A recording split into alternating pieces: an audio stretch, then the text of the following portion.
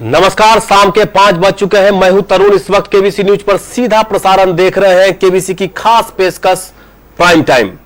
Prime time में आज हम आपको बताएंगे कि कटिहार सदर के विधायक आज डिप्टी सीएम बन गए हैं। कटिहार के लिए क्या तोहफा लाएंगे? कल डिप्टी सीएम यानी तारकिशोर प्रसाद कल कटिहार सड़क मार्ग से कटिहार आ रहे हैं। हम आपको बता दें कि आज मंत्रालय बांटा गया है, जिसमें तारकिशोर प्रसाद डिप्टी सीएम के पास 6 मंत्रालय है।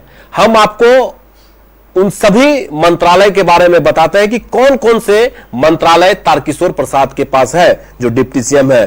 फाइनेंस मिनिस्टर, फाइनेंस डिपार्टमेंट भी तारकिशोर प्रसाद जो डिप्टी सीएम है उनके पास है। कॉमर्शियल टैक्स, वन पर्यावरण, आईटी, ब्रॉडकास्ट, नगर विकास, आपदा विभाग, ये 6 मंत्रालय हैं जो डिप्टी सीएम के पास रहेंगे। सबसे अहम और खास बात यह है कि इससे पहले जो डिप्टी सीएम सुशील कुमार मोदी थे उनके पास महज 3 मंत्रालय ही थे। वित्त, वन पर्यावरण और आईटी ब्रॉडकास्ट, यानी 3 मंत्रालय के अलावे 3 मंत्रालय और भी डिप्टी सीएम को दी गई है। यानी आप समझ सकते हैं कि कितनी बड़ी जिम्मेदारी कटिहार के विधायक को यानी अब डिप्टी सीएम को दिया गया है। यह एक महत्वपूर्ण पद है, महत्वपूर्ण मंत्रालय है जिसके संचालन डिप्टी सीएम के द्वारा की जाएगी। और जो कटिहार शहर में जल जमाव की स्थिति थी उससे निजात दिलाने के लिए एक मंत्रालय, नगर विकास मंत्रालय, अब डिप्टी सीएम के अंदर है। यानी अब जो भी समस्याएं हैं वो अब कटिहार के लोगों के लिए एक सौगात है। कटिहार के लोगों के लिए सबसे बड़ी बात है कि नगर विकास मंत्रालय भी डिप्टी सीएम के पास रहेंगे। ऐसे में जो भी जल जमाव से संबंधित मामले हैं उसका डिस्पोजल, ड्रेनेज सिस्टम की जो समस्याएं कटिहार में पिछले कई वर्षों से लगातार रही है, तो ऐसे में अब इसे लोगों को छुटकारा मिल पाएगा क्योंकि डिप्टी सीएम के पास ही नगर विकास मंत्रालय मौजूद है। और हम आपको बता दें कि 6 मंत्रालय तारकिशोर प्रसाद जो डिप्टी सीएम है उनके पाले में है। इन तमाम 6 मंत्रालय को अब देखेंगे। हम एक बार फिर से आपको बता दें कि कौन से मंत्रालय है जो अहम है। फाइनेंस, वित्त, जो पहले मोदी के पास थे, सुशील मोदी के पास था, अब डिप्टी सीएम तारकिशोर प्रसाद के पास है। कॉमर्शियल टैक्स, नया मंत्रालय डिप्टी सीएम के खाते में। वन पर्यावरण,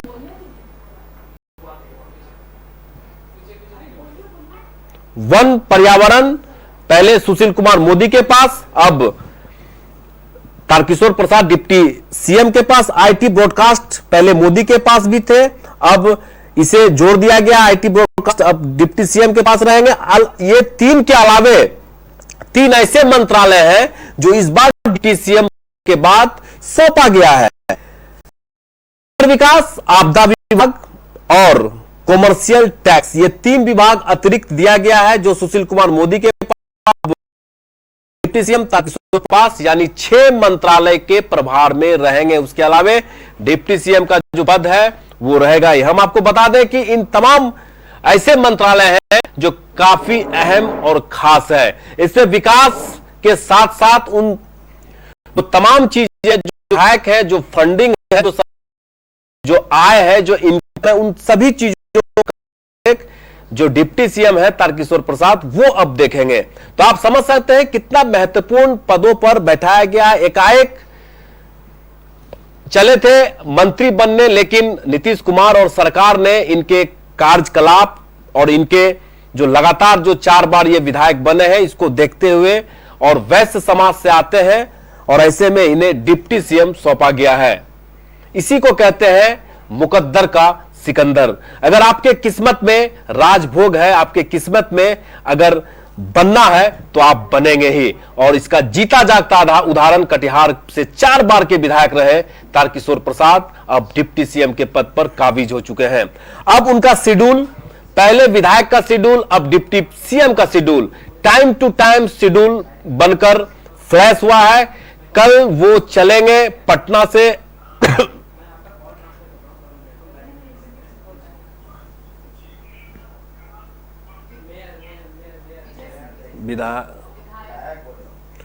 और इस वक्त हमारे साथ बराड़ी से विधायक विजय सिंह हमारे साथ फोन लाइन पर जुड़ रहे हैं। पहली बार विधायक बने थे, 2015 में कटिहार विधानसभा से चुनाव लड़े थे, हार गए थे, लेकिन इस बार भारी मतों से विजय सिंह ने बराड़ी से अपना जीत दर्ज किया है।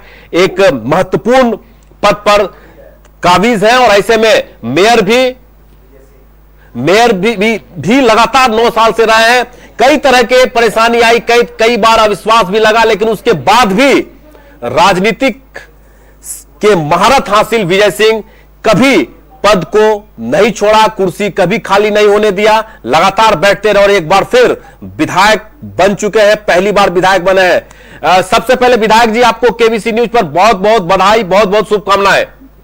आपको भी स्वागत है भाई। आप विधायक जी, अब चूंकि आप मेयर वर्तमान में हो सकते हैं, लेकिन हम तो विधायक ही कहेंगे आपको।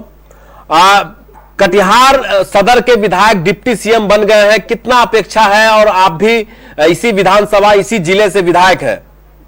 देखिए, सबसे पहले नगर निगम परिवार की ओर से माननीय डिप्टी हमारे जो सीएम है तारकिशोर प्रसाद जी को जो स्वागत है, और आशा ही नहीं पूर्ण विश्वास है कि उनके नेतृत्व में पूरे बिहार का विकास होगा।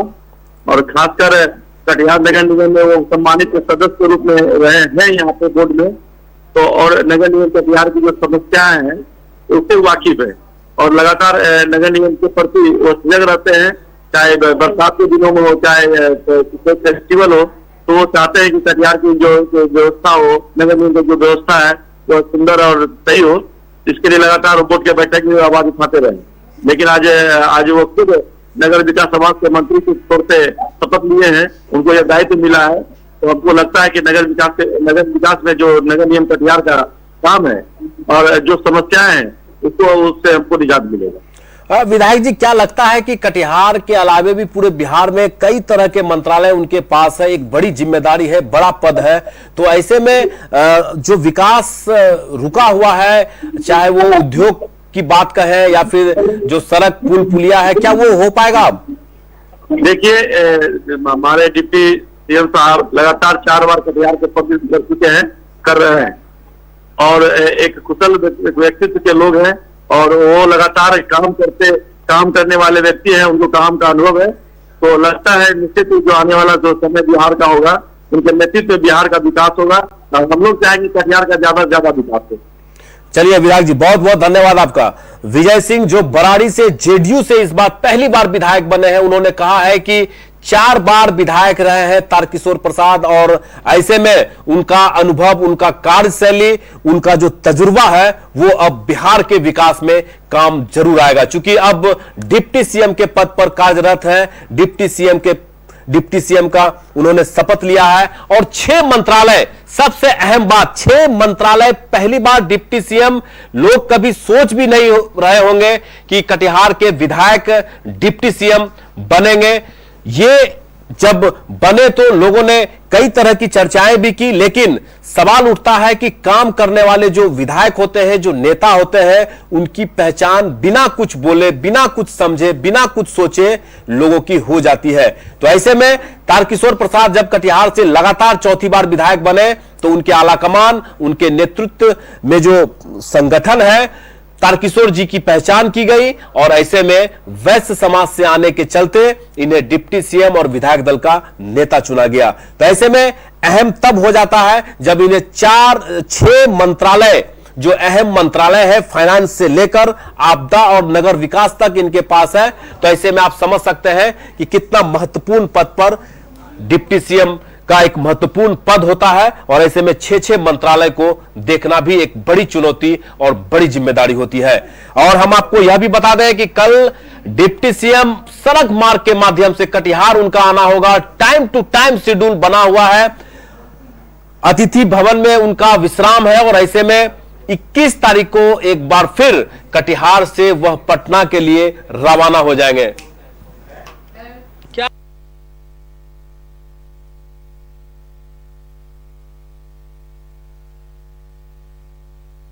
और हमारे साथ इस वक्त फोन लाइन पर कटिहार विधान पार्षद अशोक अग्रवाल फोन लाइन पर जुड़ चुके हैं। सबसे पहले सर बहुत बहुत स्वागत है आपका। धन्यवाद धन्यवाद। सर कटिहार के सदर विधायक डिप्टी सीएम बने हैं, कितना अपेक्षा है और कितने जो विकास कार्य है कितना तीव्र गति से हो पाएगा? निश्चित रूप से जो विकास यहाँ पे 15 सालों में हुआ है जी, उसी को आगे बढ़ाने का काम होगा। जो काम बचे हुए हैं बिहार में, उस काम को निश्चित हम लोग पूरा करेंगे। और जो तारकिशोर जी डिप्टी सीएम बने हैं, हम लोग 42 साल का उनका राजनीतिक अनुभव है और काफी बाल काल से भारतीय जनता पार्टी में काम कर रहे हैं जी। और निश्चित रूप से बिहार के लिए बढ़िया होगा।